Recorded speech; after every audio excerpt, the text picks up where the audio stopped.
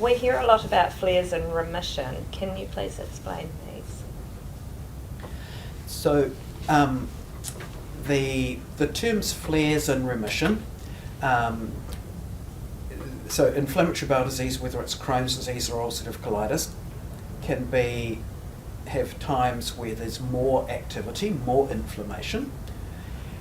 So typically when people are diagnosed, there's lots of inflammation happening because things are uncontrolled, and that's leading to symptoms and leading to changes on the surface of the gut and changes in blood tests and so on. Yeah. And the idea with the initial treatments, those treatments that help to settle down inflammation, is to get people into remission. And by that we mean there's different levels of remission, so that can mean getting rid of symptoms in terms of diarrhea or tummy pain. It can mean getting the inflammatory tests back to the normal range. But perhaps more importantly, it can mean getting the ulcers on the surface of the bowel, the changes that are more visible, healed. Yeah. And by remission, we really mean that all of those things are doing okay. So for a child, that means not having symptoms, growing normally, getting taller, getting into puberty.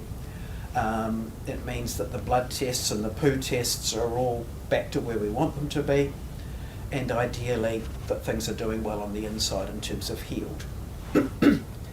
But unfortunately, with Crohn's disease and ulcerative colitis, things can be well for a period, and then people can have an increase in inflammation and then an increase in symptoms, and we can call that a flare or an exacerbation, where things are building up again and coming back to the surface, if you like. Yeah.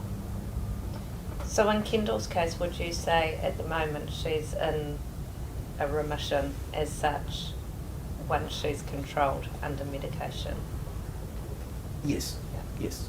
So some people can go up and down a little bit just by themselves without treatment, but for most cases it's different treatments or interventions to settle things down and then to keep things controlled.